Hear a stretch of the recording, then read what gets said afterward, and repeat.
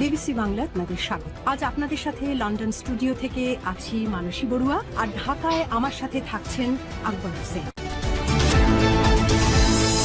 বাংলাদেশের সর্বশেষ গুরুত্বপূর্ণ আপডেট সংবাদে আপনাকে স্বাগত। শুরুতেই সংবাদ শিরোনাম, পরে বিস্তারিত।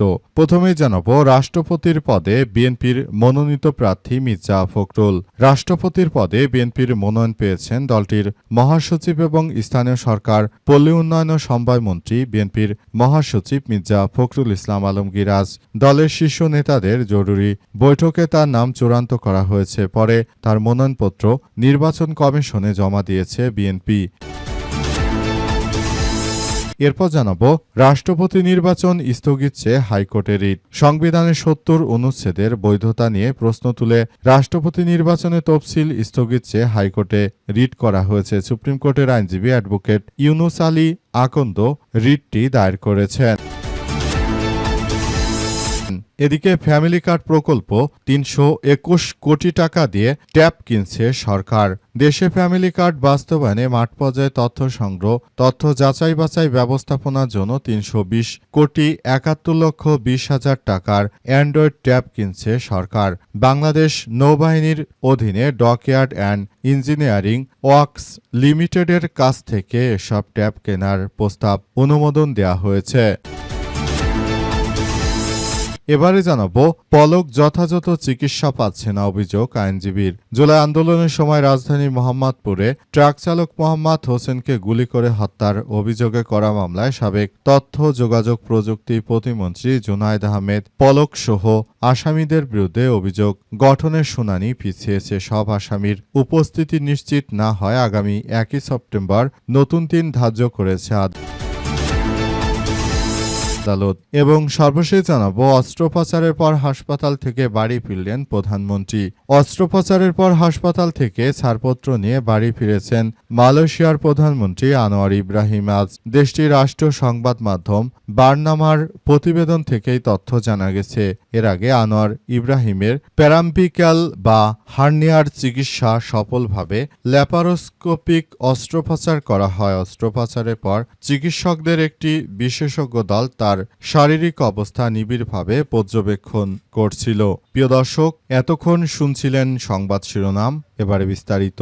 তবে তার আগে বন্ধুরা, অনুরোধ থাকবে এই সংবাদটিতে একটি লাইক দিন। এই চ্যানেলে আপনি নতুন হয়ে থাকলে আমাদের সংবাদটি দেখতে দেখতে চ্যানেলটি সাবস্ক্রাইব করে রাখুন। কমেন্ট করে বন্ধুরা আপনার মূল্যবান মতামত জানিয়ে দিন আপনি বিশ্বের কোন দেশ থেকে বা বাংলাদেশের কোন স্থান থেকে আমাদের সংবাদটি দেখছেন এবং শুনছেন। আর বন্ধুরা, সংবাদটি আপনার সোশ্যাল মিডিয়া ফেসবুকে শেয়ার করে বন্ধুদেরও দেখার সুযোগ করে দিন। গাজা যুদ্ধে আপনি যদি নিরীহ ফিলিস্তিনিদের ভালোবেসে থাকেন বন্ধুরা, কমেন্টে ইয়েস লিখে পুরো বিশ্ববাসীকে এই তাজা আপডেটটি জানার সুযোগ করে দিন। এবারে বিস্তারিত। রাষ্ট্রপতি পদে বিএনপির মনোনীত প্রার্থী মির্জা ফখরুল। অনেক জল্পনা কল্পনার পর বিএনপির মহাসচিব মির্জা ফখরুল ইসলাম আলমগীরের উপরই ভরসা রাখতে চলেছে বিএনপি মনে করে একজন পরীক্ষিত রাজনীতিবিদ হিসেবে বিএনপির মহাসচিব মির্জা ফখরুল ইসলাম আলমগীর তিনি বাংলাদেশের নতুন রাষ্ট্রপতি হলে তিনি বাংলাদেশটাকে একটি ভালো অবস্থানে নিয়ে যেতে পারবেন। এজন্য বিএনপির তারেক রহমানের সব থেকে পছন্দের ব্যক্তি হচ্ছেন মির্জা ফখরুল ইসলাম এবং তাকেই মূলত বর্তমান সরকার এই রাষ্ট্রপতি নির্বাচন বা ২৩তম রাষ্ট্রপতি নির্বাচনে তারেক রহমান বিএনপির মহাসচিব মির্জা ফখরুল ইসলাম আলমগীরকেই তিনি ক্ষমতায় বসাচ্ছেন বলে এমনটাই শোনা গেছে। আজ বিএনপির মহাসচিব মির্জা ফখরুল ইসলাম তিনি তার রাজনৈতিক পদ এবং দলীয় পদ এবং সরকারের মন্ত্রণালয়ের পদ থেকে তিনি পদত্যাগ করেছেন। তিনি স্থানীয় সরকার পল্লী উন্নয়ন ও সমবায় মন্ত্রী হিসেবে দীর্ঘদিন ধরে দায়িত্ব পালন করছিলেন। অবশেষে তারেক রহমানের নির্দেশনায় তিনি তার দলীয় পদ এবং সবকিছু থেকে তিনি পদত্যাগ করেছেন। বিএনপির মহাসচিব মির্জা ফখরুল ইসলাম আলমগীর তিনি মূলত বাংলাদেশের ২৩তম রাষ্ট্রপতি হবেন বলে আশা করা হচ্ছে। আর তার সঙ্গে মূলত যোগ দিয়েছেন কর্নেল অলি আহমেদ। তার প্রতিদ্বন্দ্বী হিসেবে 11 দলীয় জোটের পক্ষ থেকে লেবারের ডেমোক্রেট পার্টি এলডিপির নেতা কর্নেল অলি আহমেদকে আসলে 11 দলের পক্ষ থেকে মনোনয়ন দেয়া হয়েছে। তাদের সবারই মনোনয়নপত্র নির্বাচন কমিশন ইসির কাছে জমা দেয়া হয়েছে। ভবিষ্যতে তারা মূলত বাংলাদেশটাকে সুন্দরভাবে গড়ে তুলতে বদ্ধপরিকর।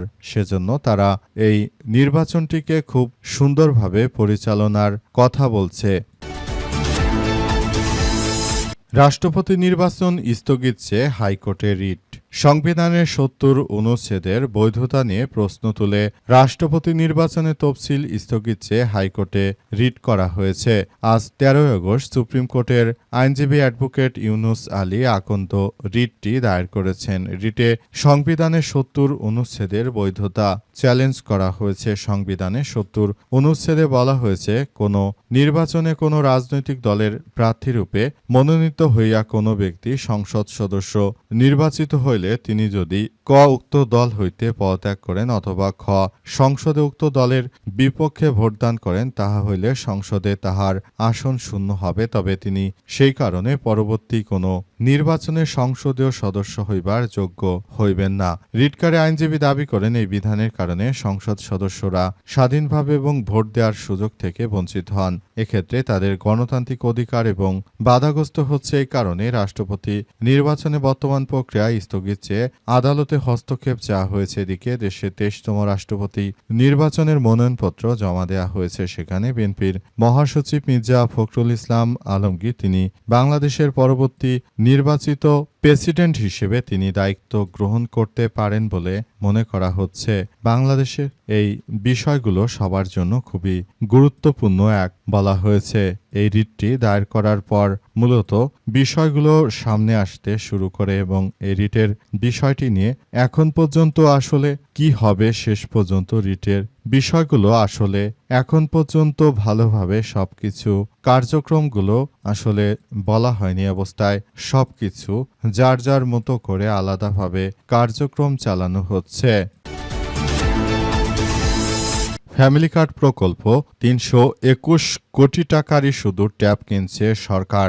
দেশে ফ্যামিলি কার্ড বাস্তবায়নে মাঠ পর্যায়ে তথ্য সংগ্রহ, যাচাই বাছাই ব্যবস্থাপনার জন্য ৩২০ কোটি ৭১ লক্ষ ২০ হাজার টাকার অ্যান্ড্রয়েড ট্যাব কিনছে সরকার। দেশের নৌবাহিনীর অধীন ডকইয়ার্ড অ্যান্ড ইঞ্জিনিয়ারিং ওয়ার্কশপ লিমিটেডের কাছ থেকে সব ট্যাব কেনার প্রস্তাবের অনুমোদন দেওয়া হয়েছে। সচিবালয়ের মন্ত্রী পরিষদ বিভাগের সম্মেলন কক্ষে অর্থমন্ত্রী আমির খসরু মাহমুদ চৌধুরীর সভাপতিত্বে অনুষ্ঠিত সরকারি ক্রয় সংক্রান্ত মন্ত্রিসভা কমিটির বৈঠকে সংক্রান্ত ক্রয় প্রস্তাবের অনুমোদন দেওয়া হয়েছে।